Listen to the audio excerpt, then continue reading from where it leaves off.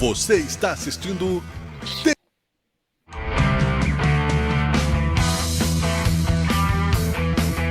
Você está assistindo Teoria de Tudo. O rádio põe no ar uma conversa incerta.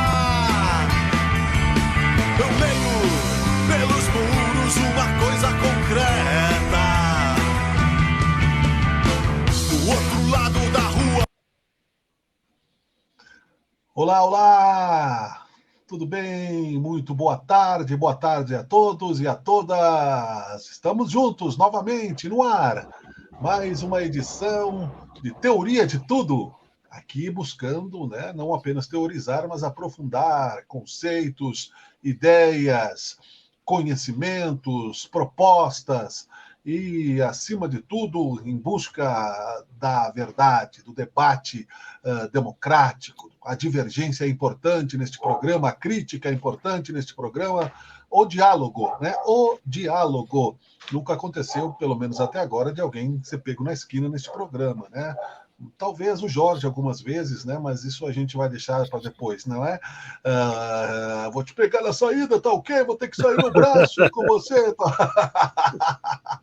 Claro que não, né, Jorge? E já ele tá rindo aí, ó, já tá rindo aqui a minha consciência, eu acho aqui, né? Jorge Alves Júnior está conosco neste programa.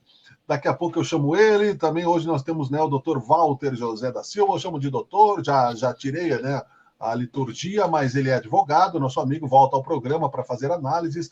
Daqui a pouco teremos também o professor Aquilino, que estará conosco neste programa. Hoje é quarta-feira, dia 14 de abril de 2021. Vou chamar os amigos aqui para os cumprimentos, né?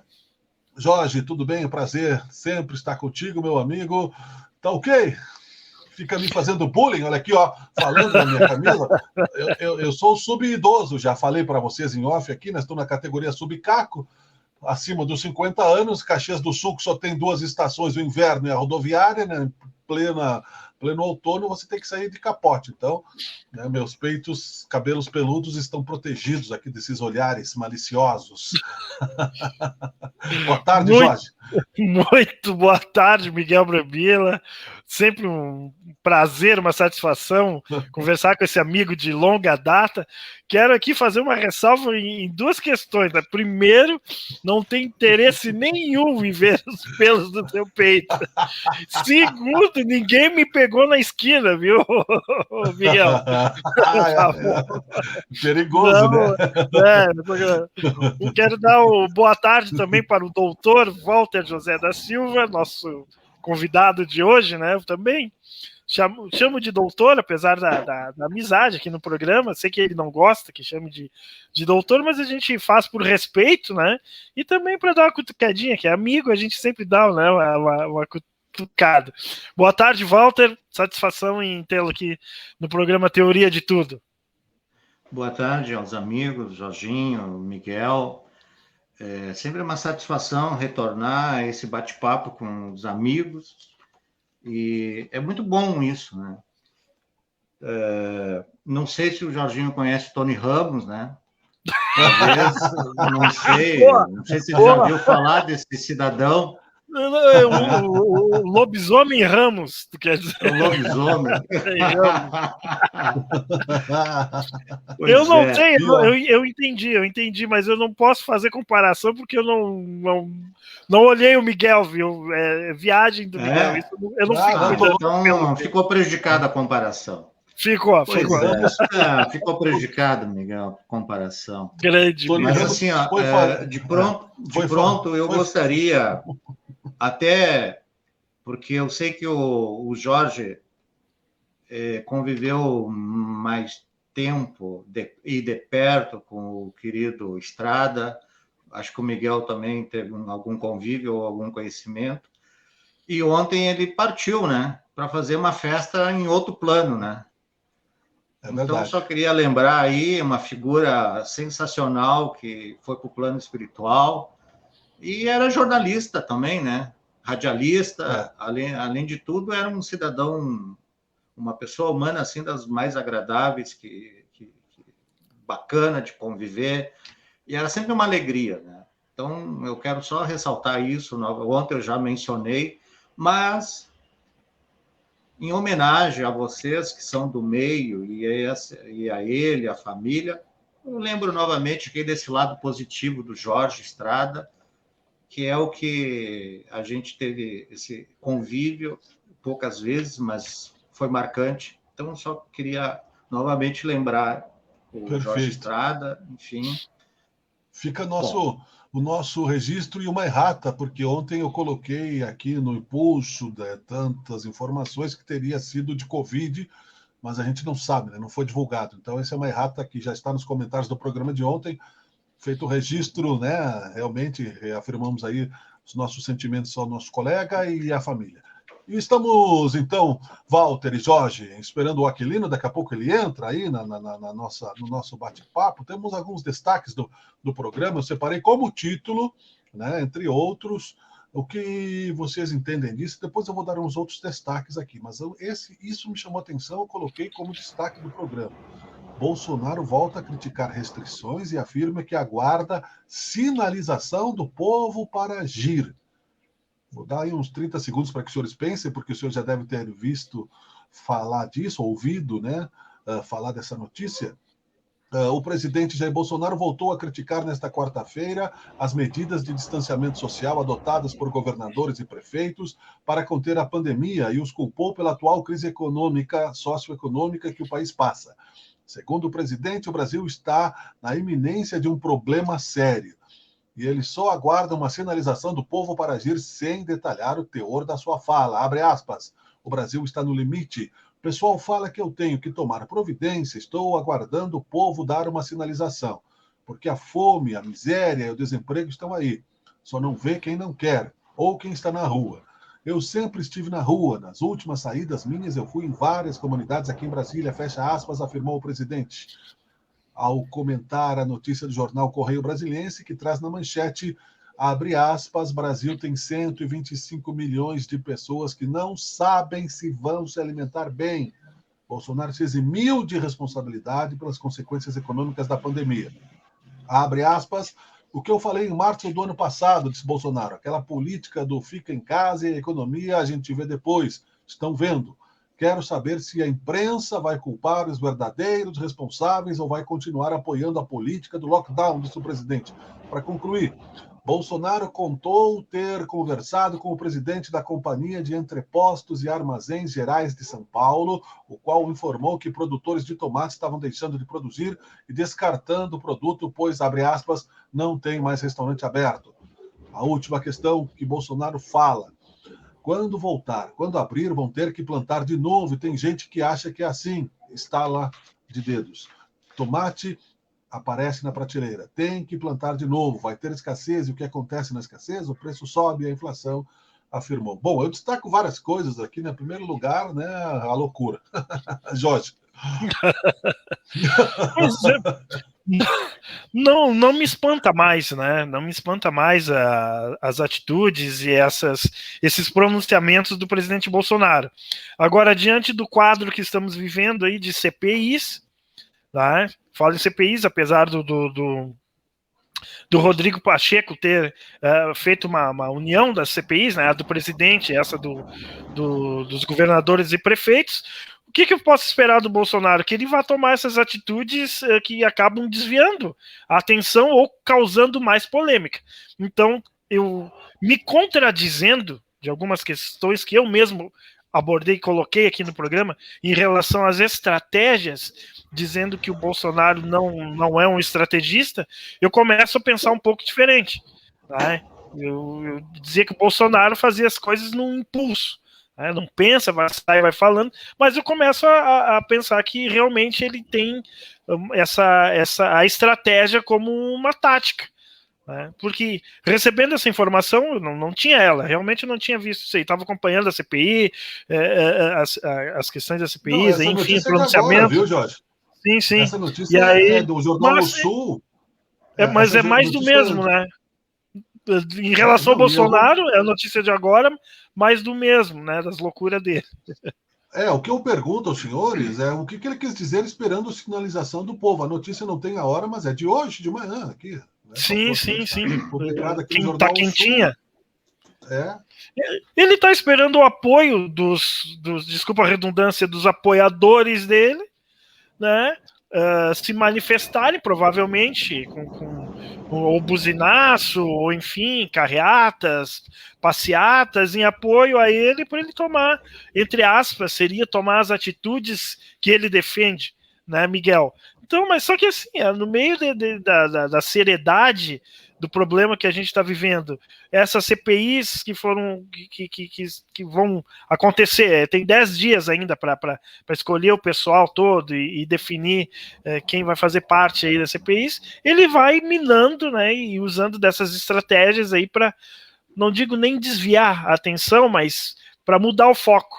Essa é minha primeira leitura nesse primeiro momento, Miguel, diante do que tu me passou aí de informação. Ok. Walter. Dissonância cognitiva. Dissonância cognitiva. Eu incluiria tudo o que vocês comentaram, mais essa. E aí começa o meu raciocínio a partir disso. Também aqui, vamos ver se vocês recordam quem disse essa frase. Te embriagar e roubar seus segredos. Depois vocês respondem, vou dar um tempo para. Bom. Isso aí é o quê? Boa noite. Walter, isso aí é Boa Noite, Cinderela? Olha, se fosse só isso, seria só uma noite, mas isso pode ser muitas décadas de pesadelo. Embriagar e roubar seus segredos. Parece música sertaneja. É tão ruim quanto, com algumas raras exceções. Opa. Alexander Nex, céu da SCL, a Cambridge Analytica. Recordam? Pois é, agora então... Tu elevou o nível do programa. Não, vocês são os culpados, porque o Jorginho já tinha me falado e eu não tinha assistido por relaxamento. E aí vocês comentaram a semana passada, e esse fim de semana, esse fim de semana eu vou assistir isso para tirar todas essas conclusões e me certificar para tanto. Bom, gente, então assim, Bolsonaro faz dissonância cognitiva, no meu ponto de vista. Bolsonaro, o Bolsonaro, aqui, ele usa dessa... Eu achei que estava fora, porque o Bolsonaro faz isso com maestria, na minha opinião. Isso pode ser colocado por outros vieses também, por análise por outras visões jurídica, social, psiquiátrica, antropológica, sociológica, enfim. Mas eu sintetizo da seguinte forma: eu acho que é um jogo que ele faz, que ele tem uma maestria nisso, ele está lá para fazer isso, na minha opinião, e como ele está aí diante de uma situação delicada, que é essa CPI, que pode dar um desgaste político para ele nesta fase final do seu governo, então poderia causar uma preocupação séria para ele, um desgaste político importante, até a responsabilização, eu já não sei, eu tenho minha enorme dúvida se seria responsabilizado pelo genocídio que ele praticou. Aí, afinal, 3 mil pessoas, mais de 3 mil pessoas por dia morrendo, de ontem para hoje, no Brasil, nós já tivemos mais de 4 mil, aí qualquer coisa é como 25 Boeing caindo diariamente no Brasil e nada acontece. Nada acontece, mas ele quer que aconteça alguma coisa em seu favor. Então, ele usa dessa técnica que é, para mim, no meu entendimento, eu penso que é para ele ter o apoio e respaldo e que as suas ideias sejam respaldadas, né? E abrigados pelas pessoas, para ele ter aquele 20%, 30% do seu eleitorado que ele dá vida política. E é uma jogada muito interessante que ele faz, não é só ele, outros setores também fazem, para se manter no auge e, ao mesmo tempo, criar um factoide, um balão de ensaio, tentar desviar a atenção de algumas coisas, né? que é muito que eles fazem. Eles usam a internet, as várias plataformas para isso, e é um balão de ensaio e uma tentativa de angariar mais apoio, né? De aumentar suas milícias nas esquinas aí com o verde e amarelo, usurpando das cores da bandeira do Brasil, que não tem nada a ver com esse ideário deles, nazi-fascista, mas eu acho que é esse o entendimento que eu tenho, essa ideia que eu acho dele, que ele faz uso disso para criar uma espécie de cortina de fumaça, às vezes desviar o ponto fundamental da crítica e passar uma ideia que ele tem apoio popular para tanto. Isso, essa é a questão. Que ele teria apoio popular para tanto, que seria o ponto fundamental do povo brasileiro hoje. Aí ele confunde um pouco com a economia, com as questões econômicas do país, que eu acho que não é só em função da pandemia que estamos tendo dificuldades. E não esqueçamos sobre a economia, que o Guedes disse que na metade do ano passado o botijão de gás valeria R$35 para o trabalhador brasileiro. Não gasta todos os teus cartuchos, Guedes. Não gasta todos os teus cartuchos. O Guedes é advogado, né? Vou ter que bater o martelo aqui.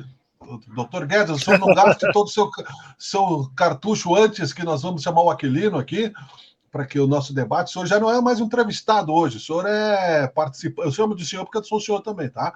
O senhor é participante do programa, então nós vamos na dinâmica. O senhor respondeu no final o que eu acho que ficou assim como um tom de ameaça do Bolsonaro, esperando como Collor, né? Não me deixem só. Como disse já o Aquilino no programa, né? Não me deixem, o povo vai às ruas, né? Os tiros do Bolsonaro saíram todos pela culatra até agora. Eu acho que ele é meio uma espécie de Hitler trapalhão. Boa tarde, Aquilino. Boa tarde. Oi, Miguel, Jorge, Walter. Olá, prazer. Igualmente. A pergunta, Aquilino, é: Bolsonaro volta a criticar as restrições e afirma que aguarda sinalização do povo para agir. O que isso quer dizer nesse bravateiro que nós temos aí cuidando? São mais de 3 mil mortos, né? A paciência das pessoas já está se esgotando, falta vacina, enfim, né? Eu vou me controlar mais aqui, qualquer coisa eu muto meu, porque senão eu ver hemorragicamente, né? Não dá para aceitar esse tipo de comportamento lento da sociedade, e tirar essa pessoa do poder. As pessoas morrem todos os dias, municípios sem a segunda dose da vacina, já dizíamos que não tem vacina, esperando sinalização do povo para agir, aquela bancadinha que ele tem lá na saída lá para chutar ele, né? Igual a patada do tio Patinhas, Aquilino. Bom, hoje o STF deve julgar a anulação das condenações do Lula, tá? E isso vai causar outro choque e outra declaração, provavelmente hoje ainda, ou se for julgado hoje, claro, hoje ainda alguma declaração bobagem, né? Aquela história que é sempre ali, que é sempre daquela forma. Agora, isso aí é o desespero, né? Isso é o desespero porque a oposição nem quer mais fazer impeachment, porque agora tem uma coisa: as pessoas agora não estão indo tomar a segunda dose. Dá para se colocar aqui, ó, em São Paulo, 190 mil pessoas, Jorge, não foram fazer a segunda dose. E desses 190 mil, 157 mil, por aí, 150 mil são idosos. Desses 190 mil, 150 mil são idosos, quase a maioria, quase todos. Então, por que eles não foram? Aqui também está acontecendo isso. Será que está tendo um retrocesso de pensamento? Isso aí a gente já sabe que já aconteceu ao eleger quem foi eleito, né? Mas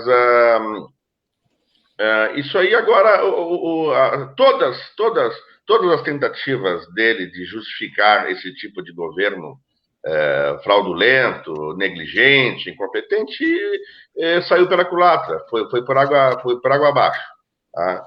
E agora, mais uma tentativa E os números estão aí, os números não mentem, né? Então, daí, se hoje o STF julgar a anulação das condenações do Lula, eu acho que daí o desespero vai aumentar.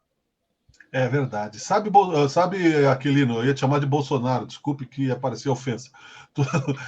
Me lembra essas trapalhadas, mal-humoradas, me lembra, eu acho que é Peter Ustinov, a corrida do século, que eles tinham que correr de Londres a Paris, e todas as sabotagens dele davam errados, é um clássico, né, do cinema, quase do estilo Dick Vigarista, né? Porque ele só se afunda. Que sinalização? Não tem sinalização de nada. O povo está passando fome. O povo está precisando do auxílio emergencial. Quem, por exemplo, o ano passado tinha emprego e perdeu o emprego, né?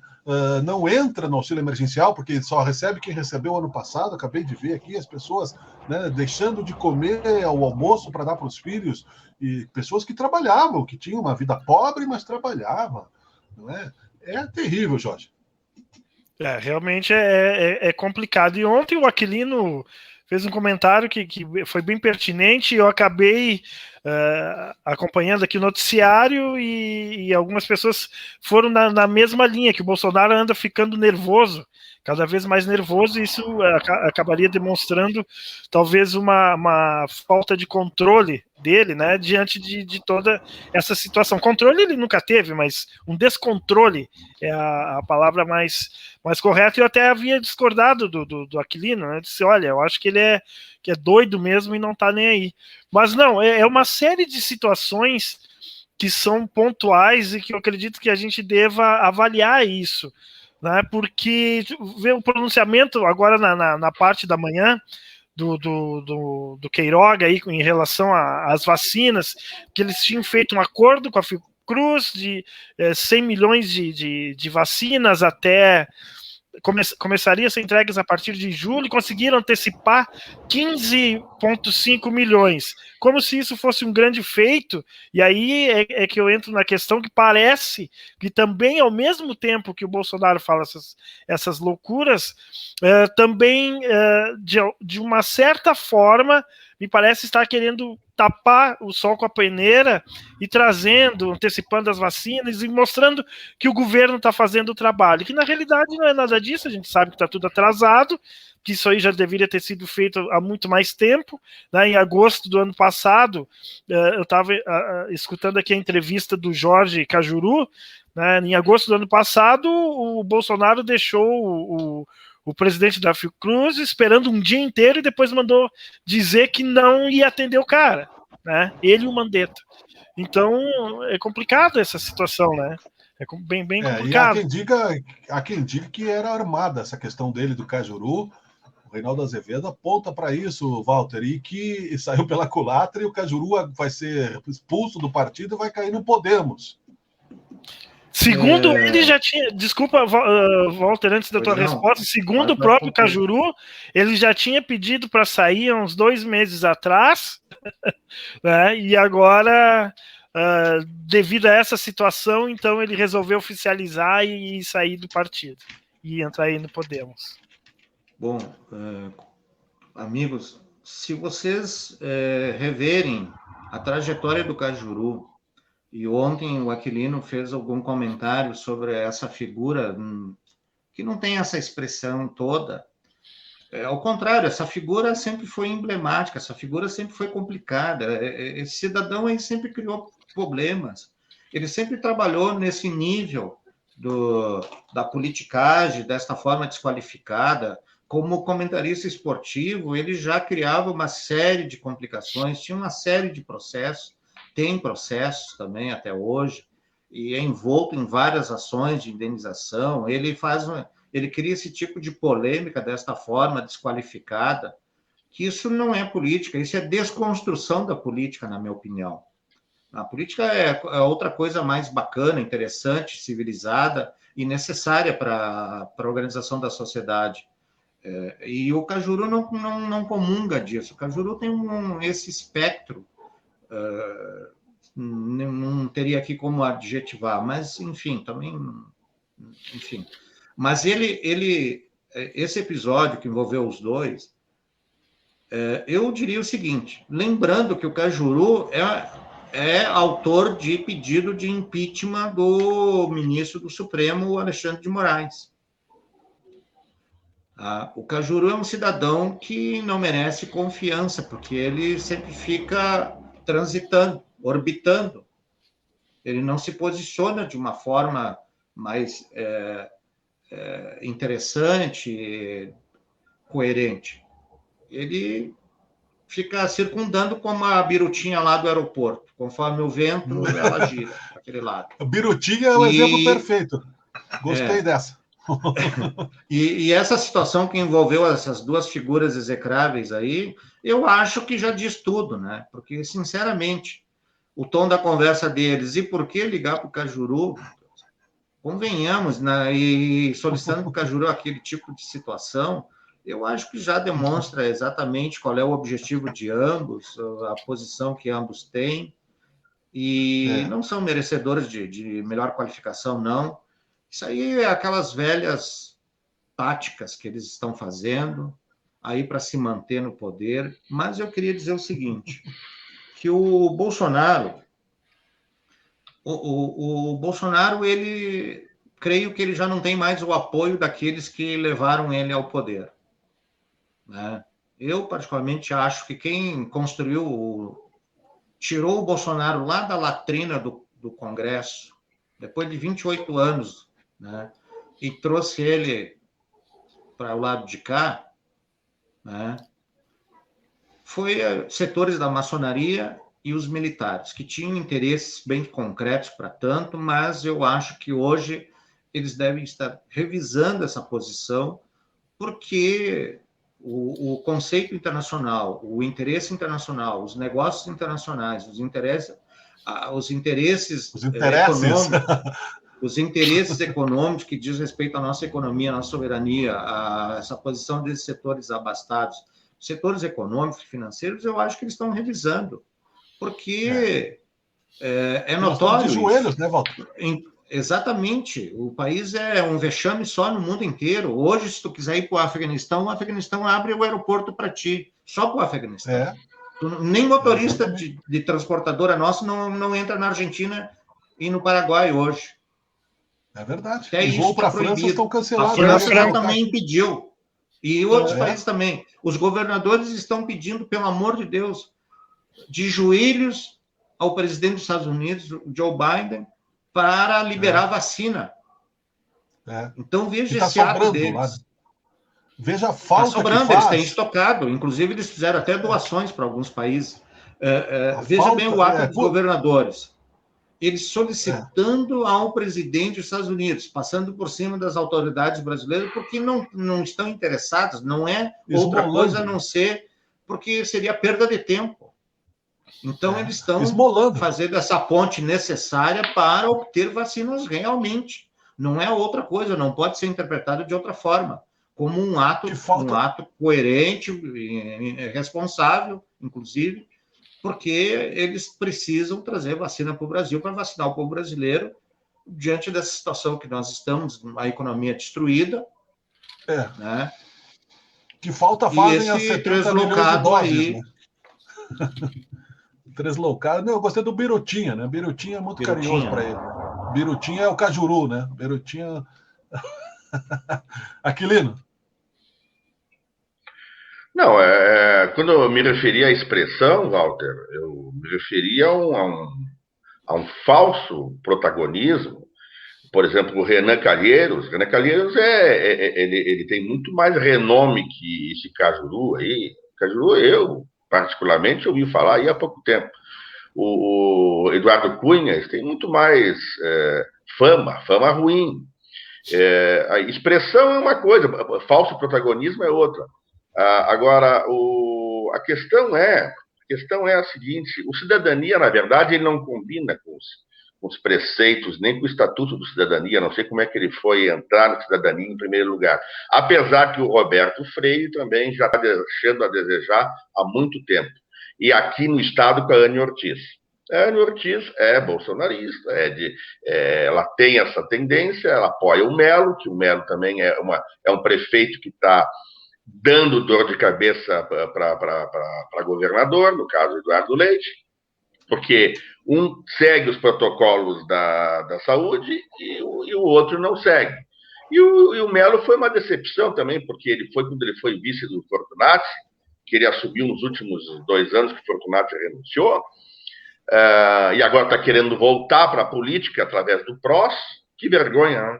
Que vergonha, a pessoa que foi do PT, foi vereador, foi deputado estadual, federal, foi prefeito, tudo mais, tal, e nenhum partido agora de expressão, né, acolhe. Agora ele teve que ir para o PROS. Então, o que acontece? O Melo também, naquele dia do furacão em Porto Alegre, aquela sexta-feira, eu estava lá. Daí ele colocou o colete da Guarda Civil e foi para a rua coordenar as ações de recolhimento de árvores e tudo mais. Mas daí o que acontece? Então, o problema que a gente vive hoje é devido às falhas desses políticos que já estão aí na estrada há mais de 30, 40, 50 anos.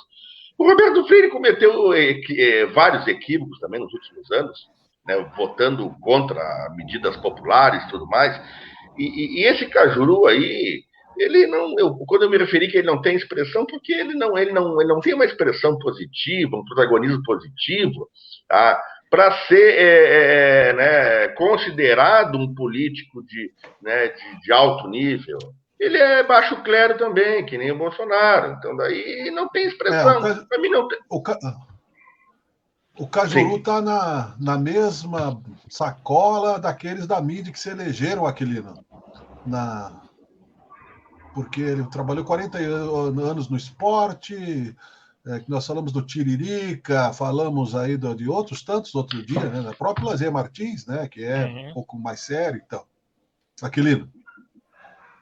Então eu estava colocando isso. Aí o que acontece? Ele tem. O Brasil é feito de vários perfis de políticos. Tá? Existem aqueles omissos, existem os corruptos, existem os incompetentes, existem aqueles que seguem as regras dos partidos, tá? Existem os independentes, tá?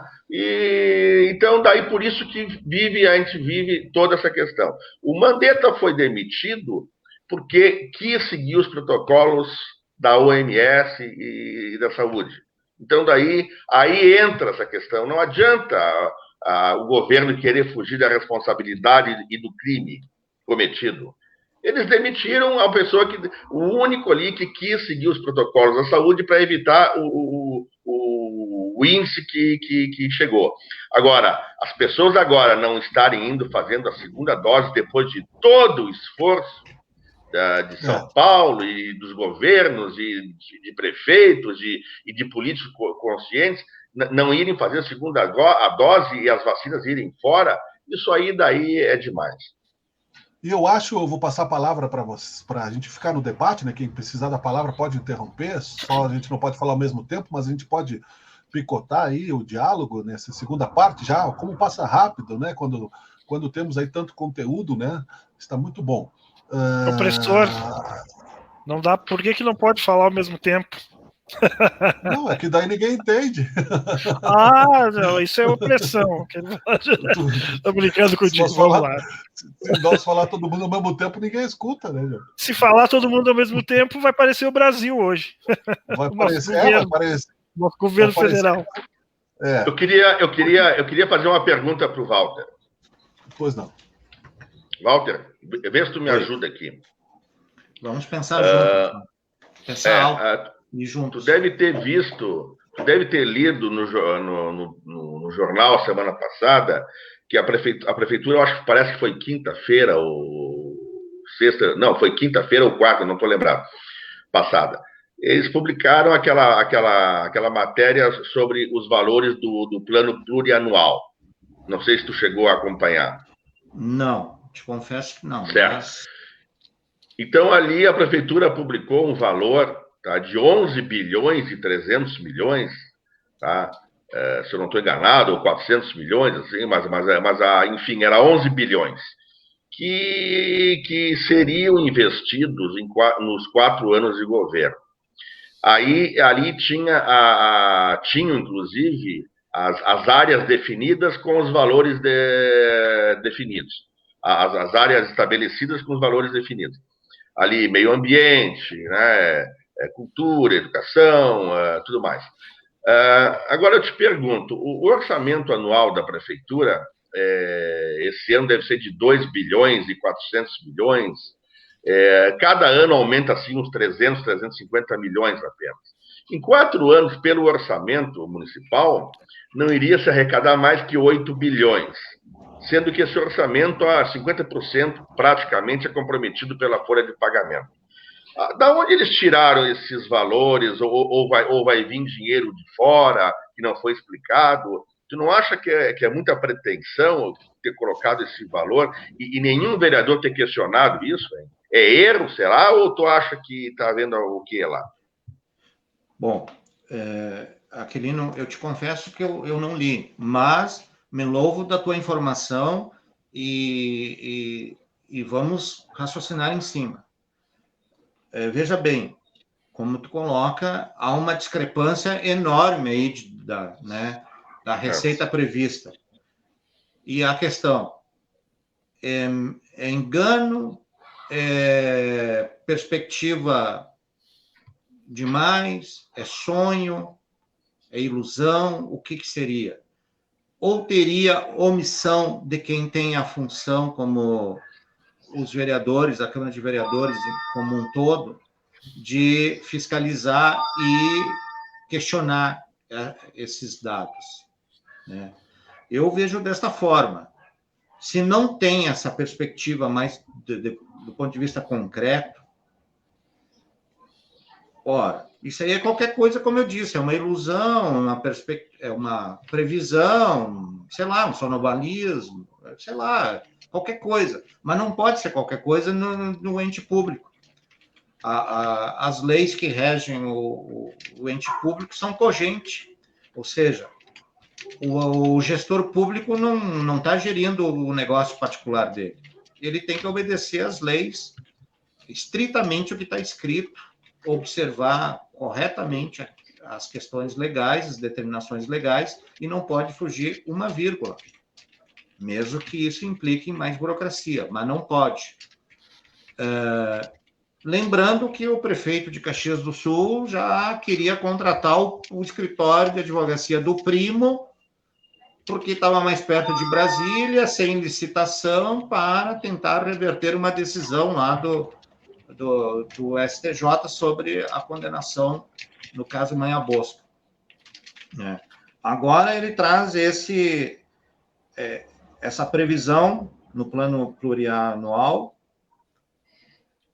sem maiores embasamentos. Bom, se ele não traz, cabe indubitavelmente aos vereadores o questionamento. E aí eu concordo contigo, e também acho que os vereadores têm obrigação legal de perquirir sobre isso. Vem cá, como é que essa receita vai se confirmar? Da onde vem essa receita? Até porque isso é uma regra da contabilidade pública, né? Tu não pode colocar assim qualquer coisa do nada para o nada, né? Não, tem que ser bem concretamente estabelecido.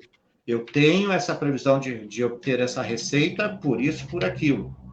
Claro. Concretizada, eu vou disponibilizar tal valor para tal pasta, para tal área, educação, saúde, segurança, tal, obras, enfim. Tem que ser assim, porque isto é cogente, isto é de lei, e é para o ente municipal, estadual e federal. Mas eu acho que cabe sim à Câmara, é papel deles, e espero que eles o façam. Pelo menos a oposição. Mas a nossa Câmara de Vereadores, né? A nossa Câmara de Vereadores... Aí que entra a questão, Walter. Pois entra a questão, pelo menos a oposição, né, Aquilino e Jorge? Não, até porque essa previsão está muito longe da realidade. Inclusive, a gente teve aí há poucos dias o orçamento federal também enviado, né, completamente de forma errada para o Congresso, e agora não se sabe o que fazerem. Porque agora parece que vai estourar o teto e, de repente, vai causar outro problema, gerando aí responsabilidade, crime de responsabilidade, né? Agora, aqui também não deixa de ser, de certa forma, um crime de responsabilidade. Como é que pode ter tanta diferença aí, essa previsão? 2 mais 2 são 4. Na verdade, nós vivemos a era da fake news. Eu vou colocar de novo aqui para que os senhores vejam exatamente essa questão de números. Parece muito, né? Olha aqui, o ministro da Saúde anunciou antecipação de 15,5 milhões de doses da vacina da Pfizer contra o coronavírus até junho. Estamos abril, maio, junho. São 3 meses. Não está antecipando nada. Dá a impressão que é uma coisa boa, né? Então o pessoal fica tranquilo. Não tem vacina, mais da metade dos municípios já. Vem com essas manchetes agora em pega-ratão e a imprensa cai, né? Teria que colocar, apesar do atraso, né? Porque, afinal de contas, né? O que vai acontecer, né, Jorge? Nós estávamos também, senhores, nós estávamos ontem à noite questionando isso. A validade, aliás, todo mundo está, né? A validade da primeira dose foi perdida ou não? É para tomar a segunda dose igual, vai fazer efeito, não vai? 1,5 milhão de vacinas fora. Eu acho que a imprensa, inclusive, trata o povo como muito coitadinho. É falta de informação. Não é. Ontem eu fui fazer a vacina da gripe, eu recebi um papelzinho, incompetência mesmo, incompetência de governo, né? Ontem eu fui fazer aqui uma vacina da gripe. Aquele não foi atender a campainha lá, estamos em home office. Sim. Eles dão um papelzinho, então bota um papelzinho ali. Duvido que as pessoas, mesmo sendo idosos, que estão preocupados, esqueceram da segunda dose. Teve uma senhora que nem foi, né, Jorge? E volta. Não, é pouco provável, Miguel, pouco provável que esqueceram. Nós estamos vivendo, como tenho dito sempre, né, um momento complexo. Essa questão das vacinas, nós temos 3 pontos aí, certo?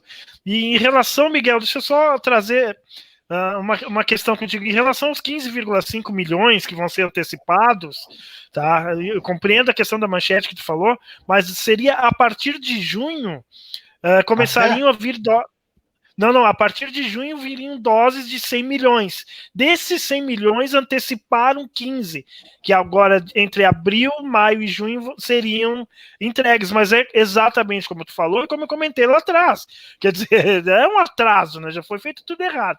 Mas nós temos 3 questões aí, Miguel, tá? Primeiro, a questão da quantidade de doses no frasco. A questão do registro do número de vacinados, que, segundo o Ministério da Saúde, chega com atraso de até 24 horas, e as pessoas que não estão indo se vacinar por conta de todo esse processo aí, que é o processo de excesso de informação ou desinformação total. Né? Que já vem voltamos à questão do negacionismo, em cima de todas essas questões. Então nós temos 3 pontos aí. O que está sendo abordado? Que os frascos estão vindo com a quantidade certa, que seriam de 10 doses, né? 10 aplicações, mas que, isso é a defesa do Butantan, mas que a seringa que é utilizada é uma seringa, digamos, grande, então acaba sobrando ou faltando doses no final das contas. Tá ali a briga. É uma mentira, né? É uma mentira, Jorge. Porque tá aí a briga, né? Foi bem colocado. Um dos motivos que causa isso tudo é um problema. Isso tudo é um problema. Né? É mentira porque as vacinas têm um medidor, né? A gente sabe, né? Então, tem um medidor. Os municípios estão dizendo, então o senhor vem aqui, né?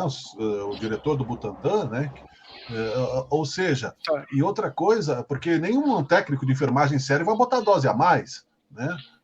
Essa é uma questão que precisa ser muito bem esclarecida, importante realmente.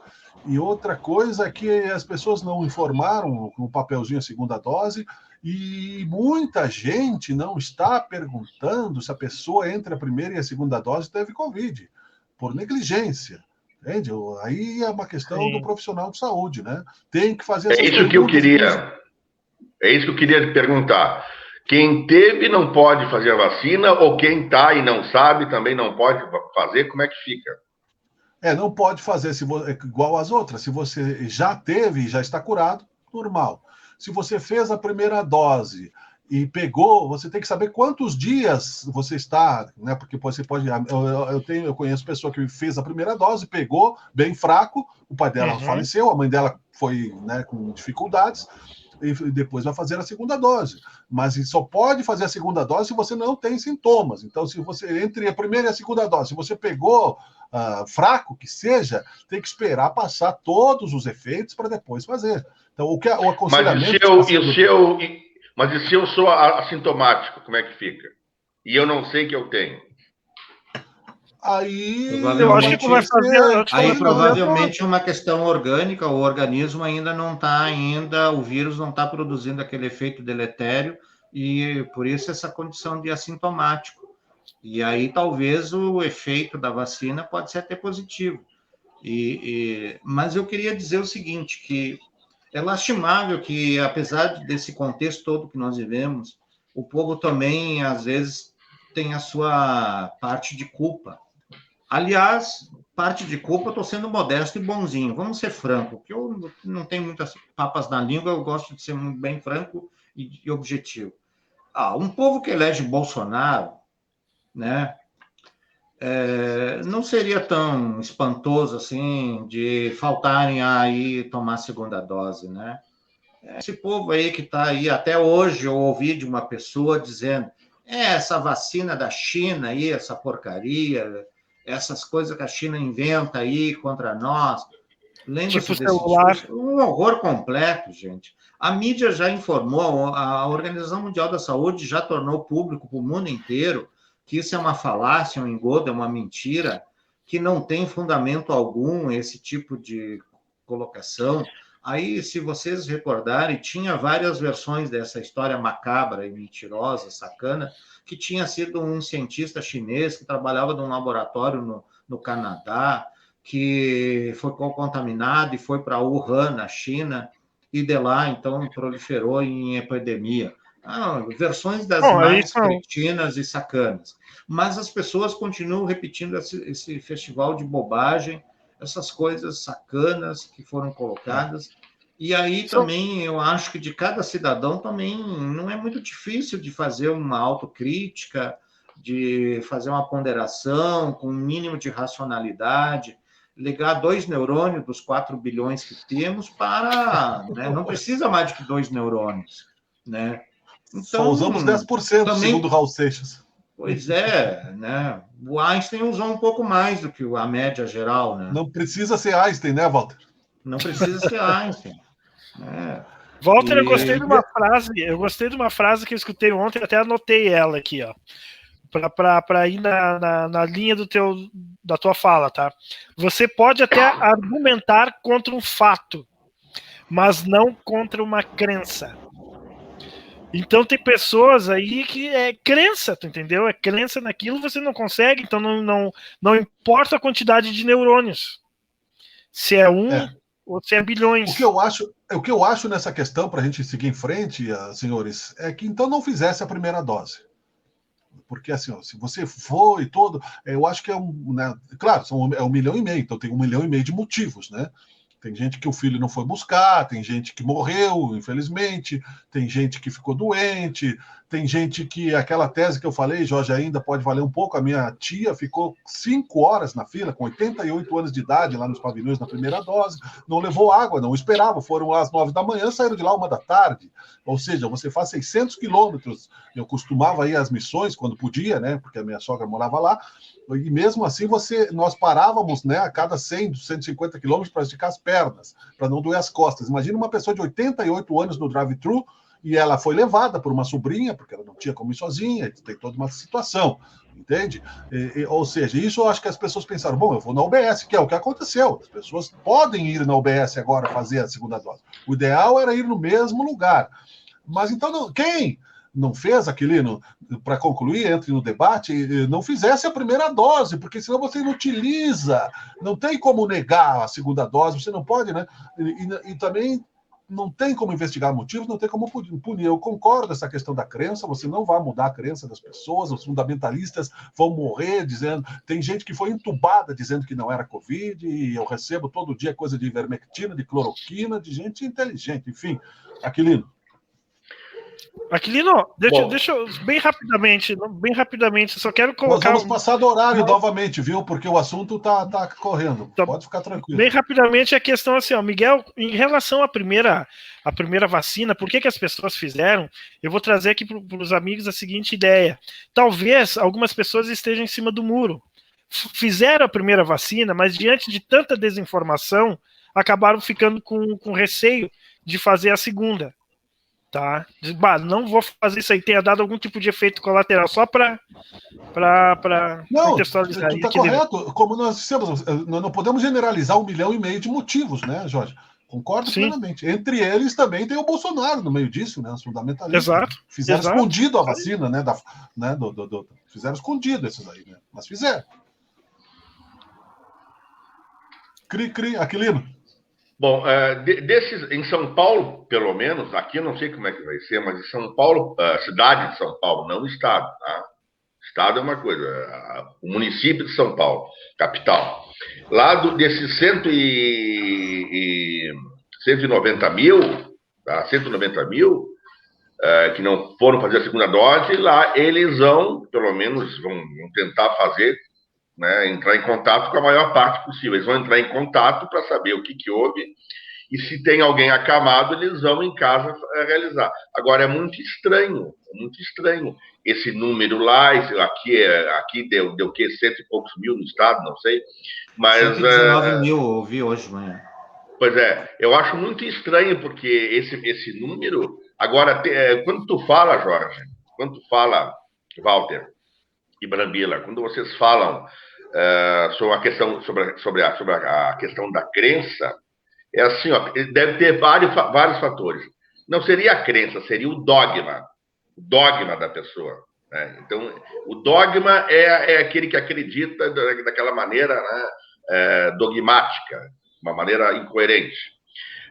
Então, pode ter um percentual que esteja dentro desse conceito, pode ter um percentual que esteja sendo influenciado pelo Bolsonaro, pelo negacionismo e pela sabotagem, pelos argumentos de sabotagem que está tendo, porque o que se tentou fazer sabotando a vacina? Dizendo que ia virar jacaré, que ia crescer barra mulher, não sei o que e tal.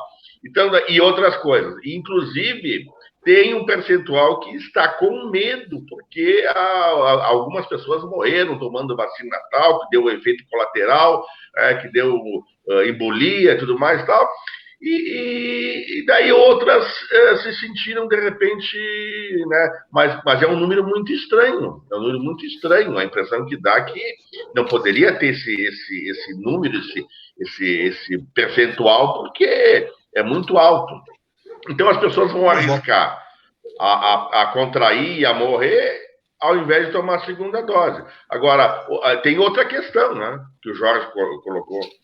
Não está tendo campanha na televisão do governo federal explicando o que deve ser feito, como deve se fazer, porque ao invés disso, não adianta o boneco do Zé Gotinha inflável atrás do atual ministro, que aquilo a gente sabe, que aquilo é uma falsidade, aquilo.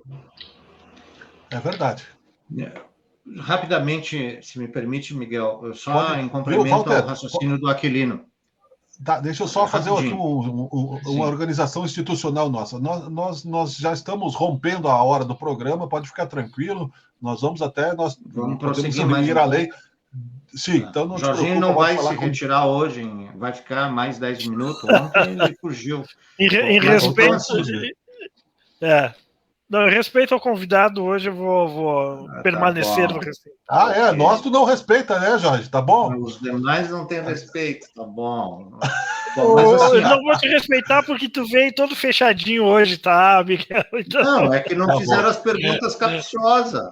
O Aquilino aí puxou o debate STJ, não prosseguiu, tá acontecendo, estou vendo aqui, ó, não estou ouvindo para não atrapalhar o som, estou ouvindo a imagem, tá? Mas o STF... aliás, é uma boa matéria hoje para os juristas, para os estudiosos, para os interessados. Essa questão de hoje do Supremo é interessante, porque tem a tese da defesa do Lula, que diz que não cabe discutir na turma, no colegiado. no colegiado. Cabe na turma, na segunda turma. O Fachin quer que o colegiado discuta. Muito interessante. Bom, então, o que eu queria complementar o raciocínio do prezado Aquilino, assim, ó, concordo contigo, tem todas essas variáveis. Concordo com o Jorge também, que falta uma campanha institucional do governo. Tem de outros setores. Mas uma campanha maior, no meu entendimento, é a gente assistir aquelas situações das mais doloridas, que dói na alma da gente, quando nós vemos situações das mais dramáticas que as pessoas estão experimentando com a Covid. Hoje de manhã eu vi uma cena que me chocou bastante, foi uma mãe que depois de 40 dias pôde ver o seu bebê, porque ela estava acometida de Covid, e ontem que ela viu o filhinho, ou a filha, parece, não sei exatamente. Mas foi uma cena comovente, e isso clama muita coisa, isso bate profundamente em nós, né, enquanto que deveria ser na maioria das pessoas, né? Então, isso para mim seria a maior motivação, a maior campanha. Acho que seria suficiente esse nó de civilidade, esse nó, essa coisa próxima da razão humana, da dignidade, da inteligência, sabe? De Deus, já que esses religiosos tanto falam de Deus e estão cada dia mais longe dele, né? Ou de qualquer Deus, não sei que Deus eles estão falando, mas, enfim, da expressão maior de Deus, do significado maior, eu tenho certeza que cada dia eles se afastam, né? Mas essas situações que a gente vê diariamente aí, das mais dramáticas e comoventes, eu acho que já isso seria o suficiente, colegas, para servir de motivação, indubitavelmente, plenamente para as pessoas. E afastar qualquer tipo de ilação rasteira, mentirosa, indigna. Walter, antes que acabe o programa, tem uma pergunta importante, que eu acho que o pessoal aí vai entender a importância. O STF, eu ia te fazer a pergunta. O STF... Eu senti que tu ia jogar o tema no ar. Tu sentiu que eu ia te pegar por trás no final do programa? Não, eu senti que tu ia colocar o tema no ar. Não as crianças da sala. Ó, quer ver os pelos do Miguel. Eu sugeri que visse do Tony Ramos. Agora tu vem com essa pegadinha aí. Como se a gente tivesse essa pegadinha foi uma pegadinha boa ou ruim essa? Não condiz com o doutorado do... Qualquer criatura por aí que ele goste. Essa criatura não condiz com o doutorado do... seguro de si. Não condiz com o grau intelectual do professor Aquilino, porque é de quinta série essa, Aquilino. Não, é vocês que levaram para o lado malicioso. Eu não quis levar para o lado da malícia. Walter, não tem a devida cautela e a preocupação. Walter, assim, olha, por que o STF, por que no caso ali o Fachin, por que eles demoraram tanto tempo para rever a evidência ou a suspeita da imparcialidade, aliás, da parcialidade do Moro, e por que agora, depois passado 5 anos, se passou, né, 4 anos e tal, e por que só agora eles quiseram reverter? Eu tenho a minha opinião, quero saber se é a mesma que a que tu tem. Tu não acha que eles deveriam ter visto isso antes, esses erros aí, essa questão eu acho que antes não tinha uma remodelação, não tinha uma espécie de autocrítica, diria eu, não teria interesse político, ideológico. Eu acho que agora há motivação política, ideológica, várias motivações para rever isso e dar uma limpada na área. Até porque o projeto que eles afiançaram e colocaram lá o Bolsonaro para conduzir, eu acho que eles estão se dando conta, ou se deram conta, de que não tem como validar mais.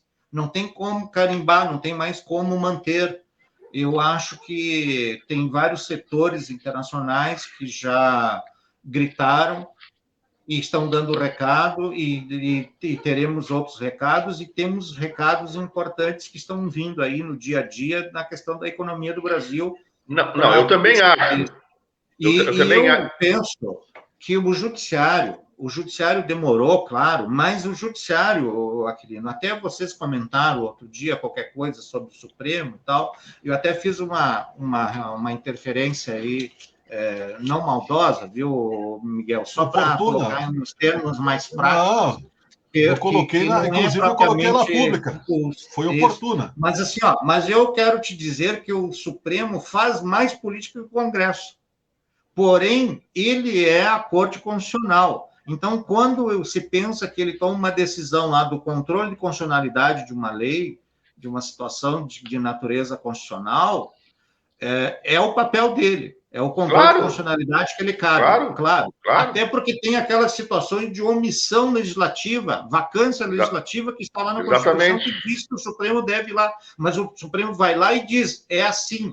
Mas a lei, tu que faz. Tu legislativo faz. É uma jurisprudência, inclusive, né? Mas claro que o Supremo, com o poder que ele tem na mão de interpretar a Constituição, ele, por essa condição, ele passa a ser uma instituição que tem um poder concentrado enorme. Por isso que eu empiricamente digo que eles fazem mais política que o Congresso. Mas eu acho...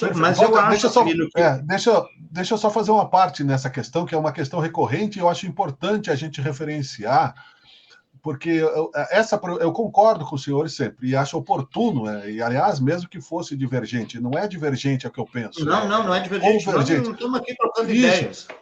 Isso, mas mesmo que fosse, eu acho que é oportuno, porque esse é o objetivo, né? A gente brinca aqui e tal, mas nós queremos fazer o progresso. A minha preocupação é um exemplo bobo, tá? Uma metáfora que me ocorre. Eu vou terminar o programa, eu tenho que terminar de limpar a cozinha aqui, porque minha esposa vai chegar e a cozinha não vai estar limpa, e depois tem a janta, tem a roupa para lavar. Ela não precisa acionar, né, o juiz de paz para fazer com que eu cumpra o meu dever de marido, né? A Constituição que está mostrando aí, né?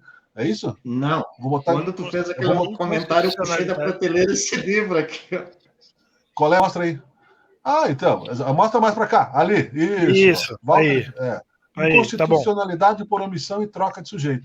Então, é isso que eu quero dizer. O Supremo toda hora está sendo acionado pela questão de que os políticos são despreparados, que é a tese do Aquilino também. Eu concordo com todos. Fecho a parte. Se me permite, eu quero colocar uma outra variável também. Ao mesmo tempo que tudo isso está se passando no Brasil, eu acho que é o período profícuo que nós talvez não tivemos na história do Brasil essa situação de tanta interpretação da Constituição como está acontecendo, de tanto reclamo ao Supremo, de tanta matéria indo ao Supremo, e, claro, agora virou um espetáculo, evidentemente, também um pouco prejudicial, mas eu também não vou ser contra, porque permite aqui, eu estou falando com vocês e eu estou assistindo a sessão do Supremo ali, tá? E vou acompanhar ela hoje, porque eu acho que é uma das questões muito importantes hoje que se debate no Brasil, porque tem a ver com nossa situação recente, eu diria do passado, não, é recente.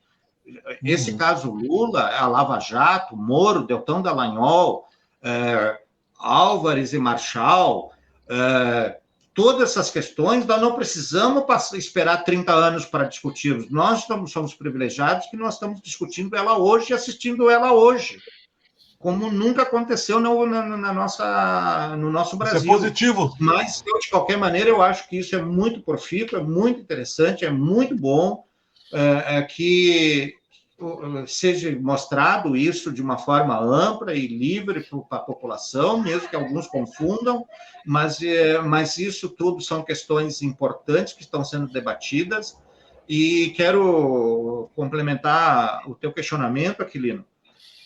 Eu tenho comigo que era assim, uma variável negativa, uma questão ideológica que estava estabelecida da demora. Assim como eu também te colocaria o inverso.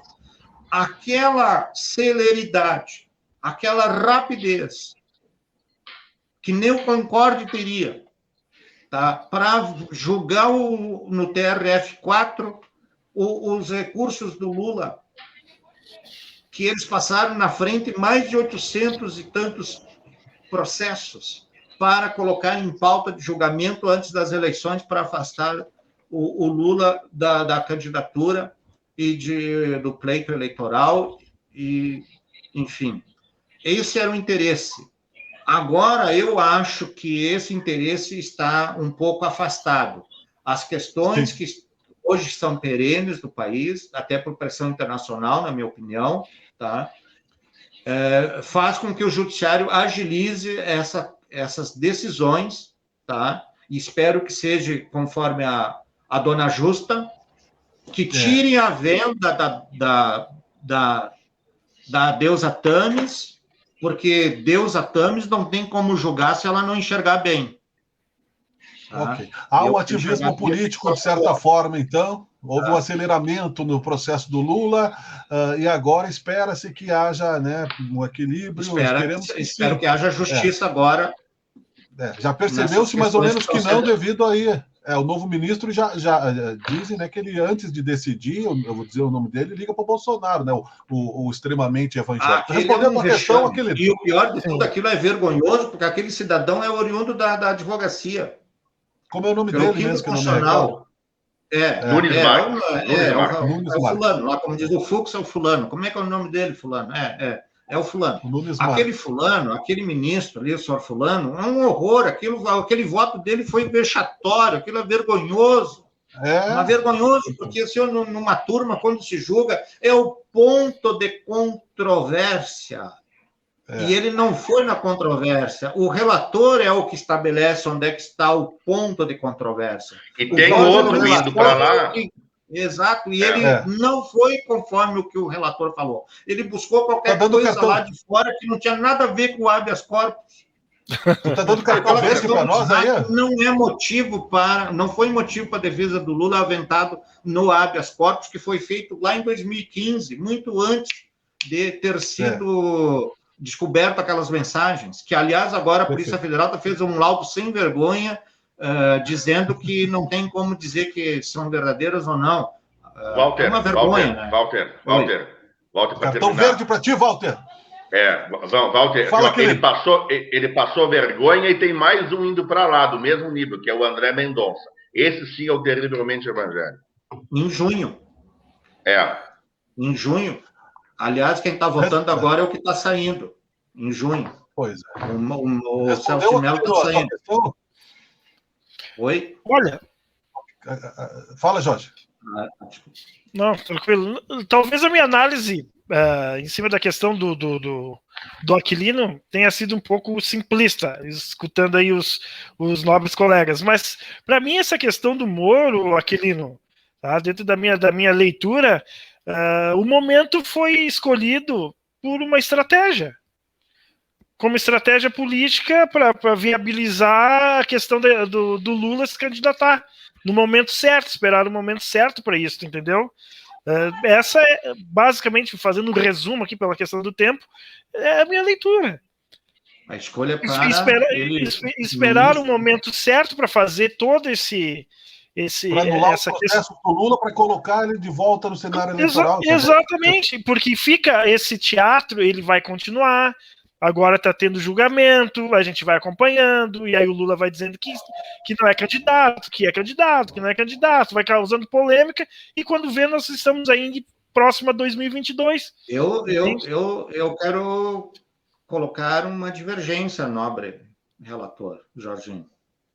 Eu quero colocar uma divergência. Claro. Eu acho que não é tão simplista, viu? Essa questão que envolve Moro como magistrado, Moro como capitão da Lava Jato, Moro como ministro, Moro como sócio do Álvares Marchal. Eu acho que é muito mais profundo, extrapola as fronteiras, hein?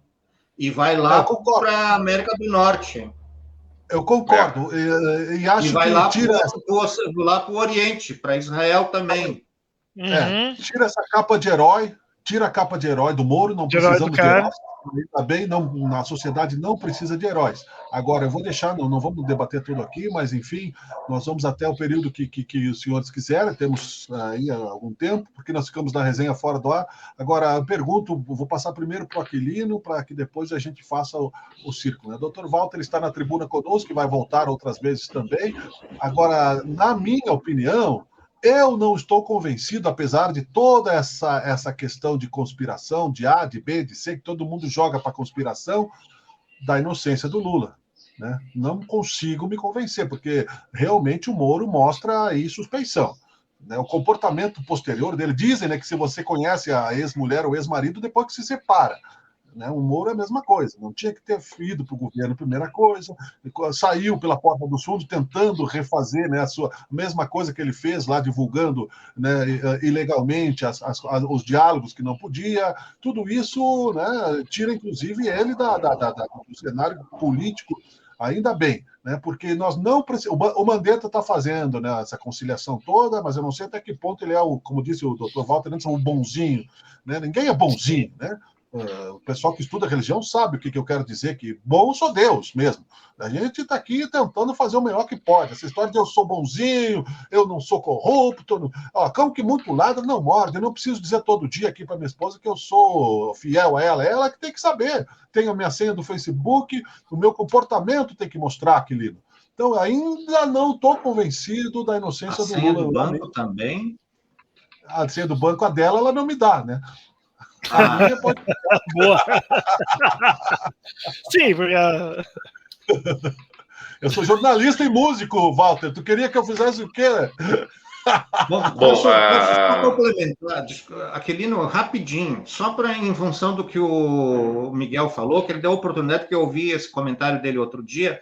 Walter, pela ordem. Traz a baila de novo isso. Deixa eu só te dizer uma coisa rapidamente. Prometo ser rápido. 30 segundos para o Aquilino, depois tu volta, tá? Por uma questão de equilíbrio.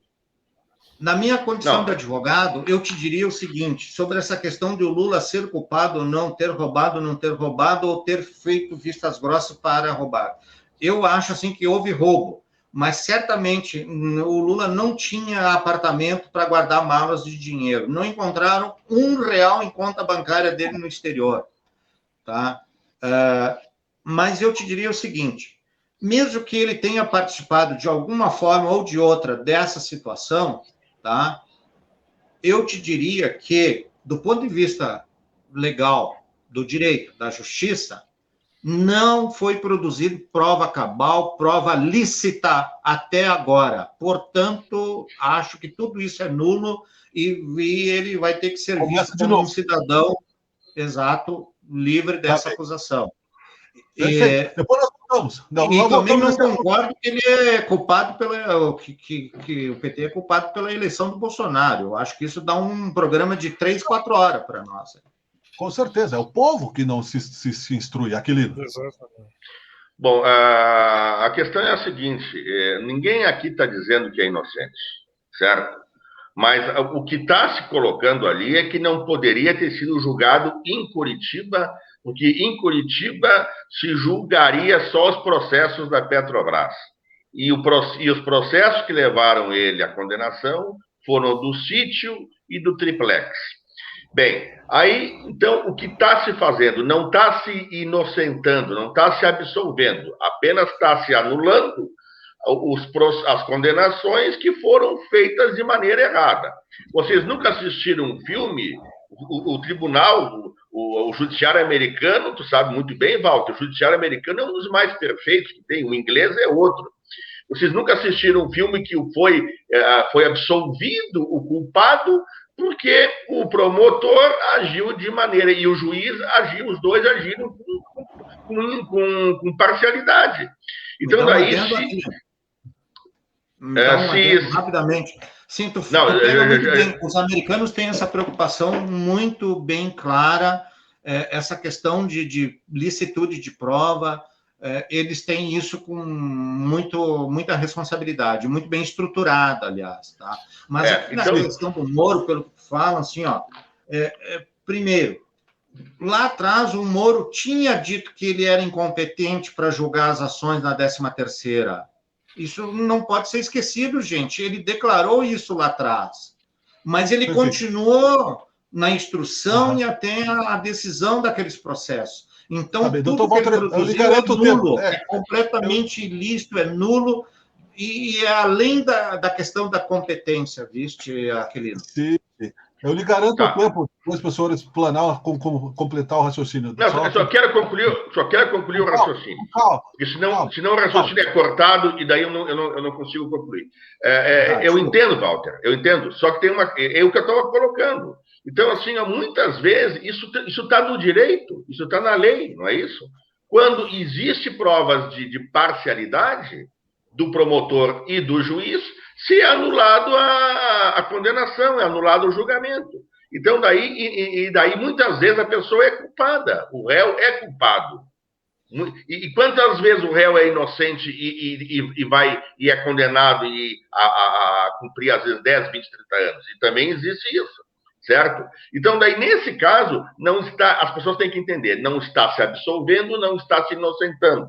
Estão apenas anulando as condenações por falta de imparcialidade do Moro e dos promotores, o Dallagnol, inclusive. E sem falar da interferência, gravações ilegais, escutas ilegais e tudo mais.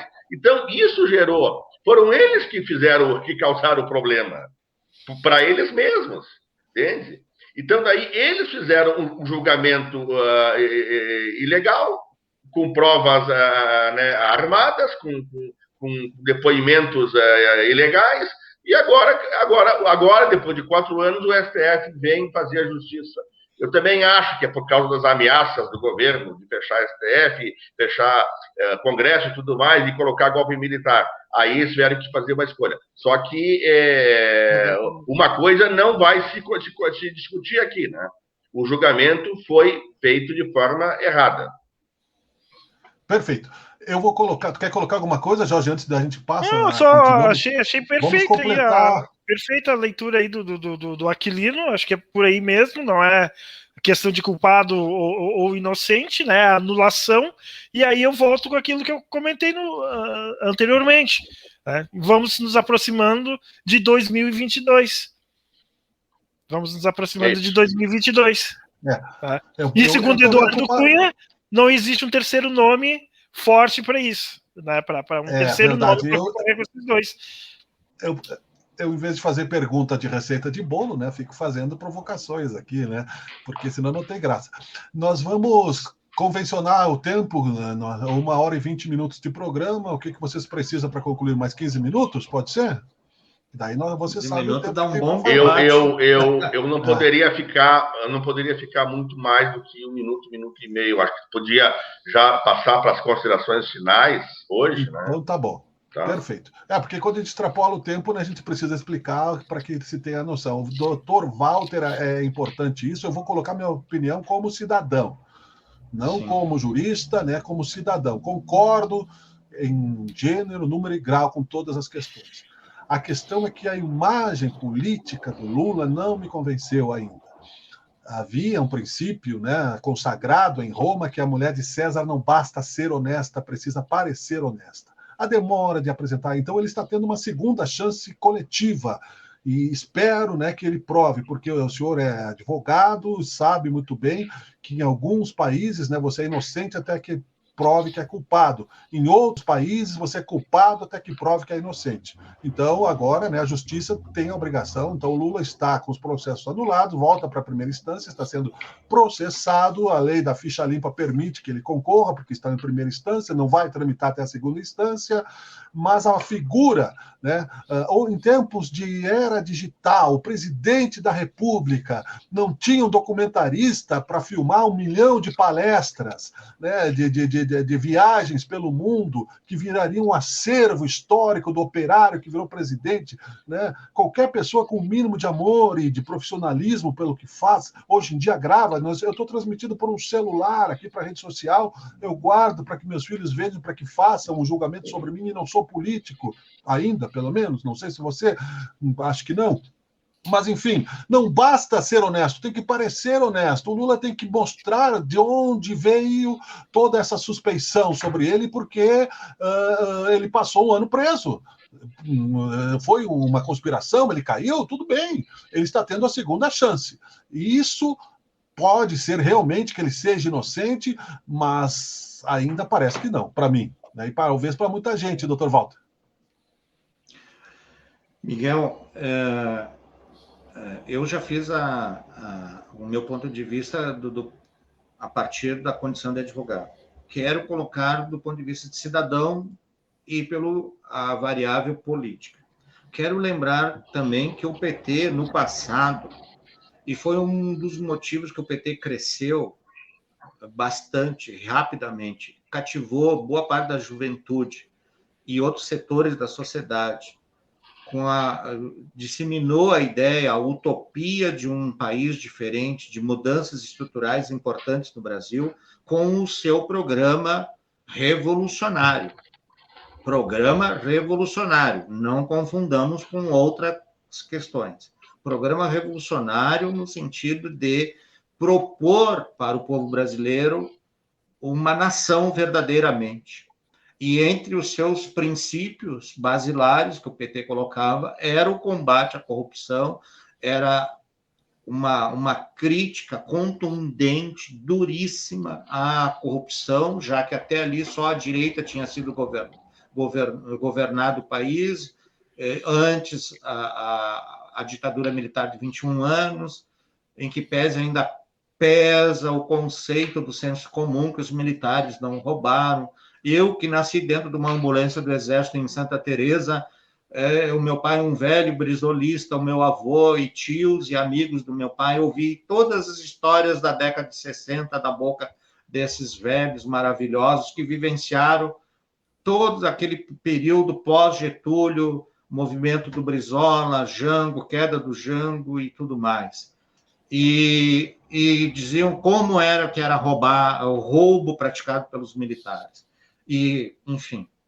Então, o PT paga um preço, pagou um preço muito caro. E aí eu acho que naquele livro do Eduardo Cunha, quando ele diz que o PT foi um dos que mais trabalhou pelo impeachment do Collor na década de 90, agora paga o seu preço. Daí tem aquele adágio, com golpe será ferido.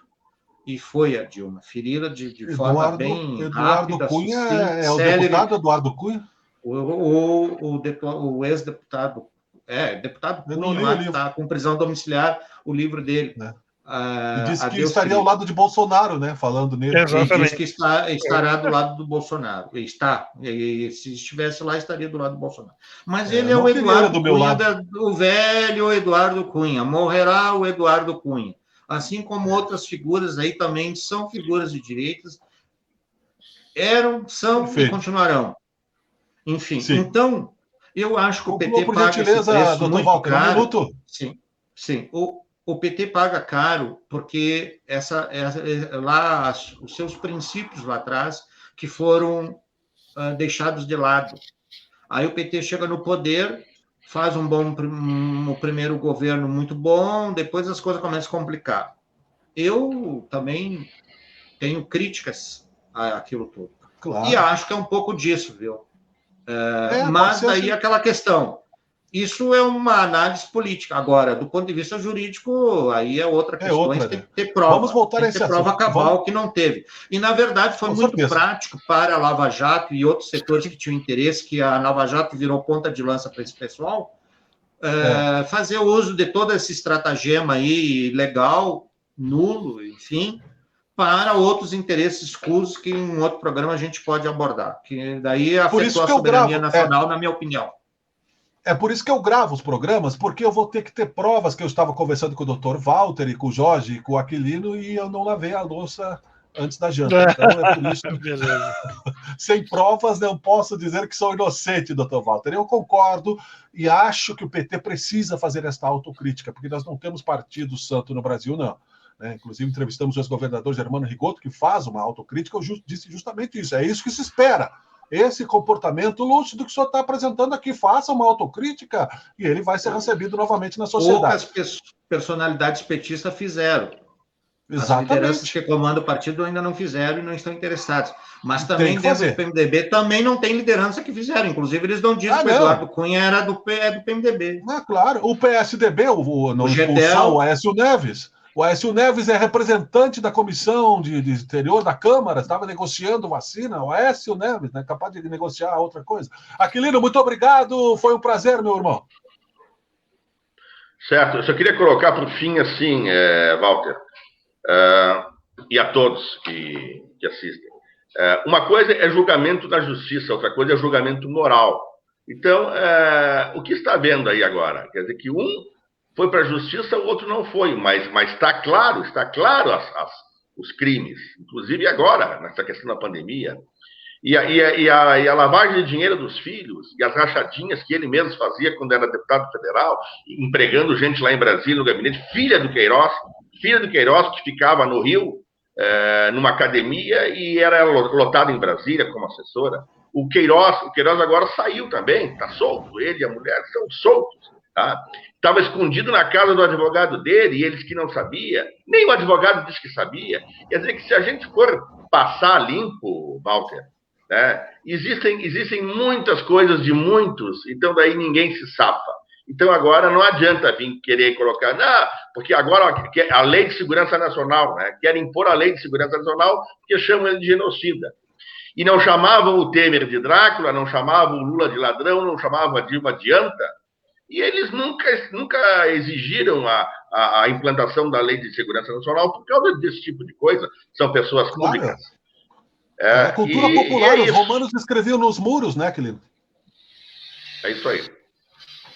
Os romanos escreviam nos muros. Também.